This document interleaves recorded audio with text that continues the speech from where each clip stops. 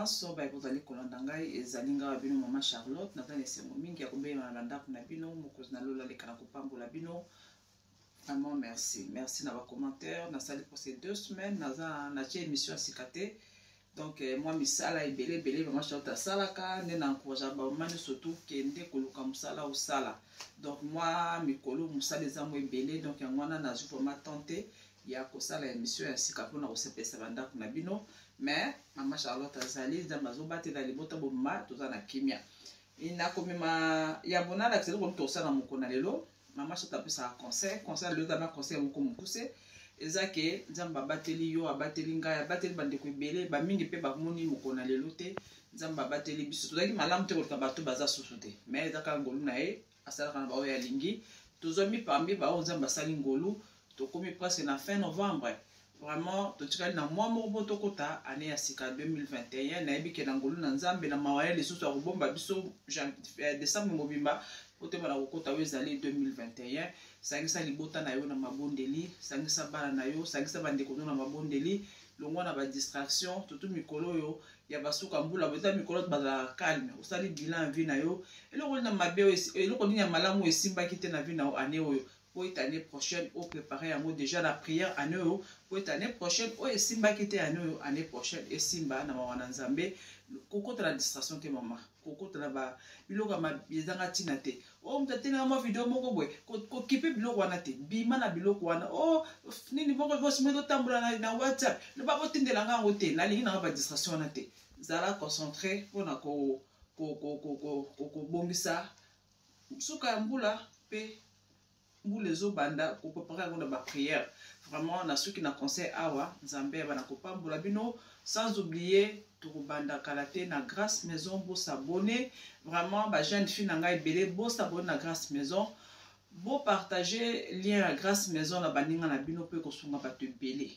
Et ko sunga vraiment bato belé. Kalate toto démarrer na Grâce Maison. Je crois que ne poste que 5 sont déjà abonnés. Donc Nzambe apambola bino. Na ya mosusu na la siboko tosala mokona lelo na o souhaiter joyeux anniversaire maman Elianini tout ba gros bisous joyeux anniversaire maman Nzambe apambola yo vraiment maman moko boboto vraiment beau s'abonner belé na préparons-nous pour le mariage et pas maman Elianini tout kuna batoli ya malamu kuna batoli ezo tonga kuna batoli ezo sunga ba recette ya kitoko maman Elianini tout asa elaka ba jeune fille na ye ala deuxième maman la bango ndenge moko alobaka vraiment deuxième maman na biso Nzambe apambola yo vraiment ba bisous belé na sepela ki vraiment na souhaiter joyeux anniversaire na Grâce Cuisine mais na obenga yo en privé Nzambe apambola yo ba gros bisous mamelian nito siko na roselo konini oyo na bongisi na mokona lelo to ça na mokona lelo ezali genre na biso fumer biloko na ngato ezali awa genre na biso fumer yango yo tosomi yango a na Suisse viande fumée na biso yango viande fumée oyo to sala ngo na ocha mbika donc avant comme na biloko mususu na zaka na viande fumée na nga oyo tango na sombi yango na sukola yango te mbala mona chango boy viande fumée oyo na tokisi yango etoki ata ba 40 minutes po viande fumée na nga ezala pété po so yo zumbala moko euti esiko somaki on abattoir ozumba moko osukoli otie na nzungu omona eza viande na yo oza makasi. Donc viande fumée nanga avana lamba toujours na tokisa rango. O na tokisa ngo 40 minutes. Ninga zali aboye eza ya kolemba. Okosela ngo ba recette tout ninga na étape pour na eza siko. Alors viande fumée na bito kocha ezali mbika. Mbika na biso yango na mwa mbika muke. Bato su balamba rapé atie viande na ye na moto atie bato peut-être biloko no soto adu kaka mbika na maboko asopi likolo. Mais ngana ko sala ngo moi un peu différent par rapport ya ni bato su ba mesana ko sala mais modèle on a pas ko mbika boni ezaka bocheli ko la nyamba za mabete. Donc mbika nanga yango ngana osala modèle ngana osala na mokona lelo. Alors pona ko sala recette na biso na posa ya tomate fraîche za moko na ko bakisa moi tomate concentré mukie. On a un peu sauce nangaise à la moi couleur à la moi makasi. Donc tomate concentrée tout ça la mukena ou ezali tomate fraîche na biso.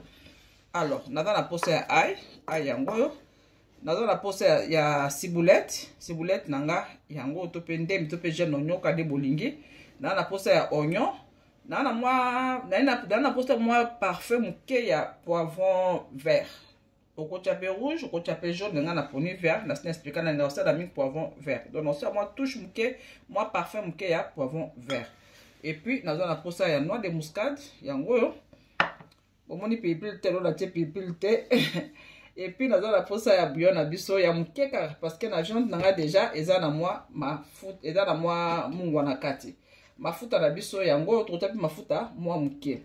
Alors nazo na posa nzungu tosoma banzungu fin de l'année yango yo ba solde des bana na décembre karaté profiter osoma banzungu na yo o embellir cuisine na yo.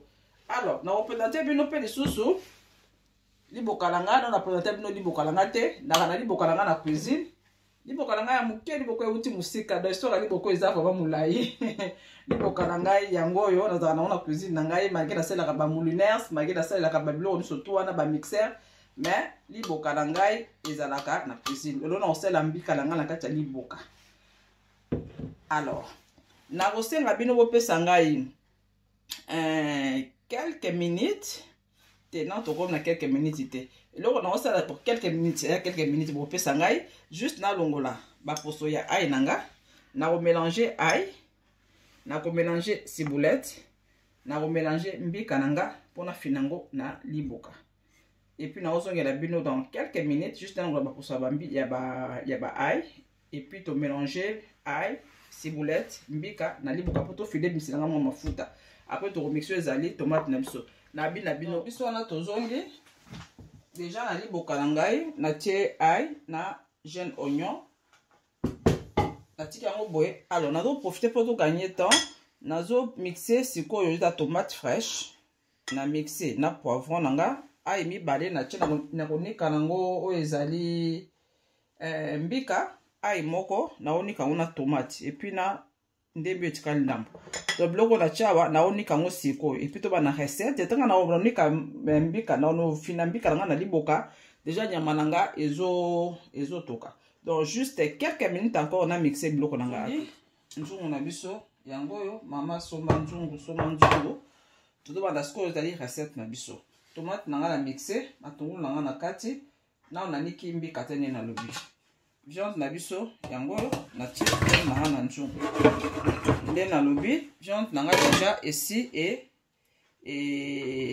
elembi mituna yake belé mama pour notaka ba recette banzungu amene te je crois na sina expliquer mbala belé dole timbika beba na baolia te eza juste ya mtu moko yo mona na sala biloko belé eza ta pona kritika na ba congélateur na sala ka biloko soki bon mona sali recette eza belé ça veut dire que bana baolia donc ya on sala biloko ba recette belé banzungu minene te donc na tie viande nanga na nzungu na zui matungulu nanga na tie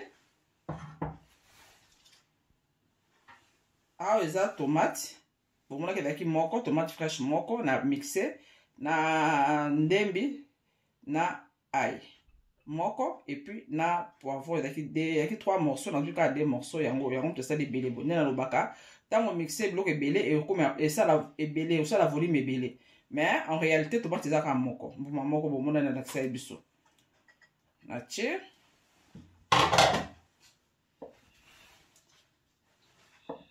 na bena ocha tomate concentré on a ndingi te soupe na ngeza pembe na soupe na ngeza na moi couleur emonana de ça la moi couleur ya bien donc tomate nanga concentré na ocha pe bila olikate donc tomate concentré na tie oyo ekoki mitune ye belé mamo ça la tomate concentré te pona nini yango leo na tie pe tomate concentré na recette nanga donc na sela yango soki na moni place okotsa yango ezali na kotsa yango oyo ezali noix de muscade ebele pe mingi te po sala moi parfum ka kitoko nde na lobi na viande na so fumer toza na mungwa déjà batala yango na mungwa fima yango na mungwa donc il faut pas ko tia so mungwa ebele na viande fumée quelle que soit recette to mo sala na viande fumée faut ça attention parce que ça déjà na mungwa donc ça déjà na mungwa na bakisi juste bouillon nanga mukie bouillon nanga na tie vraiment mukie soki mungwe koki te na ko bakisa mais j'espère que na ko bakisa soute koki déjà et puis à la fin na bito ko tiawo ezali mafuta mafuta nanga yango. Maman Charlotte s'est expliqué ndakama mutako sala ba sauce ebele te ya kokalinga ba sauce te pardon. Donc sala mingi boy. So sali bo mona moto na pesi déjà nzungu nanga yango yo. Natikeli moi 5-6 minutes na moto et puis bo mona suite tozongi na mbika na biso yango. Donc nyama na biso déjà to pe viande fumée na biso eza déjà na moto. Donc est-ce que tu dois continuer au sala o ezali biloko oyo donc oyo tokobakisa na recette na biso. Donc viande na biso déjà ezotoka moto na pesaki oyo nazala mosu posa te oyo pe lisusu te tomate concentré pe na longoli yango po to na mosu besoin te. Et puis mafuta pe à l'huile. Donc nazala mosu pe posa te na longoli natika place awa plutôt continuer suite ya recette to continuer ce qu'on a mbika ade na lobby eza ciboulette to pe ndembi to pe jeune nyonso kolingi et puis eza na ai na kati siko eloko na osala na ko tuta mukie na osala kamera ko afilmer na kati na o tuta o ezali ai o ezali ndembi nanga yango na o tuta. Et puis awa na kati na posana juste kobakisa o ezali bouillon vraiment ya mukie to pe mungwa so lingi. Donc ya mukie vraiment po ekota na kati ya mbika nanga. Donc juste ya mukie po ekota na kati ya mbika nanga. En attendant biloko nanga na tie na moto déjà ezotoka déjà. Et puis na o continuer kosala oyo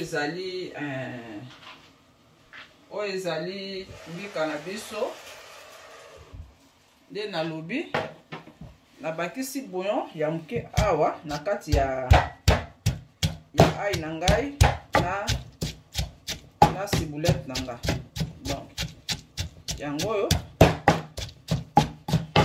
soki po osala mbika na oyo ya pamba. Donc il faut toujours ocha ai otie ndembi batanga pe mwa litungulu. Mais comme déjà na ba ndembi na ngai ezalaki na mwa baonio ya mike natie litungulu te.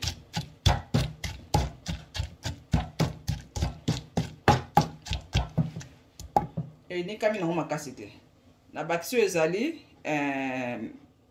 nani na ngai mbika na nga na kati ya ciboulette ai na ndembi na tiesko ezali mbika nanga.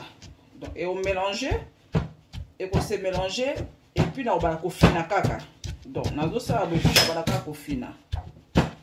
Donc mbika nanga yango nde na lobako ko tia pe mbika mbala moko ya poussière o tia na kati ya viande na yo. Mais nga sikola za na posa mbika za vraiment poussière te. Yango wana na sepela ça dans mon système ya ofina. Bon mon ande nini ebima. Donc wana na biso le temps continuer ko bon ni mbika ze belete. Donc mbika eza nango belete. Okosa nango pe boye na nyama no azamba bataki vraiment bote na bato surtout bolanda Maman Charlotte na Kinshasa. Boza tellement ebele boto nanga partout na Congo. Donc vraiment merci na bino. Merci beaucoup komelanga vraiment na numéro à Grâce Cuisine mingi. Bozo komelanga vraiment na pesi no merci ebele.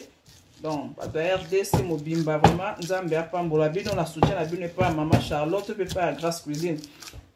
Sokoda na kini olingo sala sombo na yo, olingo sala makafu na yo, olingo sala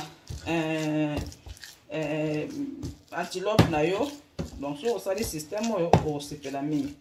Donc na bina biso tokutani dans 10 minutes. Tota la viande totika na moto et puis tota ndeni mbika na biso eko bima. Na bina biso azongi. Na biso yango na oleka obakisa oyo ezali mai omoni na baroli nanga vraimen te. Donc na baroli nanga te na jusqu'au mai na bakisi na kati ya viande nanga yango oyo natie mwa mai parce que na obakisa mbika tiens mai ebele parce que là on a ça là bon on mafuta eza nango te là on a ça là na ozipi dans ce qui tokika dans après 2 minutes na bakisi ezali mbika na bina so atoti zongi omoni là on a fait autres toka bien mbika na biso yango yo siko na oleka na kotia oyo ezali mbika na biso na kati ya viande na biso mbika na yango yo nasi na tuti yango déjà bien natia yango na kati ya viande na ngai donc mama meka eza vraiment kitoko mbika na nga yango mbika pe po so kozola mango yango moko fo mbika mai etoka yango omoni natie mbala moko te natikaki dano mbika na ngai naniki na mbika natiki viande etoka mwa ndambo sikoyo na bakisi oyo ezali mbika na ngai napandi na ngango te nazuka mbamo na depose onka bulu mabongo eloko na kosala na kozipa oyo ezali nzungu na nga natikeli moto asala mosala na ye vraiment tokotika mbika na biso vraiment yo baton po mbika efo ebela so mbika ebeli malamu te ezala malamu te mpona libomo donc nakotika bambika na ngai ebela nakotika bata pendant 20 minutes et puis nakotia moto ase vraiment mijote malembe donc ya kotika ndungu mijote na kontaka te po moto ezala susu te ke otie moto eza ya makasi mpe ezekisa biloko te peut-être moto eya na 2 moto eza na 1 vraiment donc moto azwi mosala na ye vraiment na nzungu bayokani donc biloko bimi po ebima kitoko donc nakomi na ngai presque na dernière étape bosabone na Grâce Maison po bosana te Grâce Maison kuna toyekola makambo ebele yo ozala ososabone na Grâce Maison partager lien en Grâce Maison po baninga na o basabone po ekosunga bato ebele vraiment bato ya mbisa kokauka bokoba na kobenga na numéro ya Grâce Cuisine nga na kopesa bino numéro ya mama Chantal oalingi kosoma mbisa kokauka mbisa ezali nano ebele donc soki olingi mbisi na yo ya kitoko oezite te benga mama Charlotte na numéro ya Grâce Cuisine mama Charlotte akopesa yo numéro ya mama Chantal mpo okomande mbisi na yo kokauka bato nyonso bada kokomande bambisi na bango bazosepela nango mpe ezokoma malamu vraiment totiki mwa quelques minutes na biloko na biso et puis tokutani na présentation vraiment elamba na nga na lati oyo ezali elamba tolataki lobi na fete ya papa bienvenue na mama Alice vraiment nzambe apambola bango fete ezalaki nango ya mokie oyebi baperiode tozolekeza baperiode moko difficile mais asepelaki ahonore mwasi na ye vraiment ezalaki lipamboli fete mokie bato mokie me fete kitoko oyo ezali uniforme tolataki lobi nabi pourquoi pas dans ntango lelo na émission vraiment papa bienvenue nzambe apambola bino na mama Alice bapamboli ebele nabi na biso tokutani dans 30 minutes tosala oyo ezali présentation na biso nayebi na bino biso wana tozongi natikaki nzungu na biso omoni biloko na biso tolapela moko na lelo viande fumée na biso na mbika nde nabi natie moto na se ezomijote malembe bomoni ezotoka ekofana nango boye ata 10 minutes ezika nango te mpo moto eza vraiment ya se donc biloko na biso ebeli ta ndenge eza kitoko na miso nde la Grâce Cuisine alobaka to mpe mama Charlotte kitoko na miso kitoko na monoko tokoleka da sikoyo kosala oyo ezali présentation elongo na bino atoti toye na kosala sikoyo présentation donc mbika na biso yango rien na solo epesi mposa kolia donc nakoleka kobalola oyo ezali mbika na nga donc eza mbika tosala yango ya supu eya te mbika efo ekangama epuis na poseze eloko moko na mbika na biso natielanga maki te donc okoki kotia maki ebimi ndenge mosusu donc natie maki te juste nafinaki moke tani mbika na biso esali soki ofini te mbika ekosala neti potopoto yango nafinaki yango avant natia na kati ya viande na ngai nakosala oyo ezali présentation elongo na bino donc mbika na biso tolambi yango oyo bafa na mbika donc mama soki papa alingaka mbika okoki kosalela ye boye aolia bien viande na ngai elembi bien mafuta eza te mbika eza biloko elambamaka vraiment ezala simple mais ezala na goût c'est pas que otondisi yango mafuta otondisi yango soki biloko nini nayebi te donc mbika efo ezala simple biloko ya mboka eza très bien pour la santé nde nalobaka mbika wangila eza biloko vraiment il faut eliama na bandako na biso même 2-3 fois par mois po yango mutu eza vraiment bien pour la santé na biso mpona libota mobimba tu peux bana balingaka mbika pourquoi pas mbika na biso yango natia nanga pilipili te so okotia pilipili pembeni o accompagner mbika na yo, y a pas de problème. Donc biloko na biso yango yo vraiment simple. Mafuta omoni mafuta eza te simple mais likambo na goût tozokufanela awa likambo na goût. Donc mama chef akomi na suka nasepelaki na partager recette elongo na bino. Vraiment nzambe apambola bino. Bon s'abonner na Grâce Maison, bon s'abonner pe na Grâce Cuisine. Vraiment ils sont bato belé. Malobe zanginga nakomi na suka. Équipe nanga mobimba nzambe apambola bino, papa Bakari, papa Tony, grande fille Obedine, grande fille nanga Sarah pe moko filmer ba émission ebele. Nzambe apambola bino vraiment tomi batela ko bosana te oskola maboko malile ye na vitesse osakana te ko se protéger bien. Nzambe apambola bino wana na bino biso tokuta ile émission kwa mba na sima. Bato misa okauka obenga Maman Charlotte na numéro ya Grâce Cuisine et puis Maman Charlotte a observé le numéro ya Maman Chantal. Numéro ya Grâce Cuisine ezara toujours na CAwa, numéro ya Grâce Cuisine ngwana. Soko beninga ke na zuite peut-être na musala tikela ngai message to pe komela ngai to pe tikela nga voice na yo na kodanga te ko répondre yo. Na kodanga pete ko rappeler yo. Bato babenga ngai ba Maman Charlotte a rappelera toujours bato. Nzamba pambola bino wana bino à la prochaine. Bye.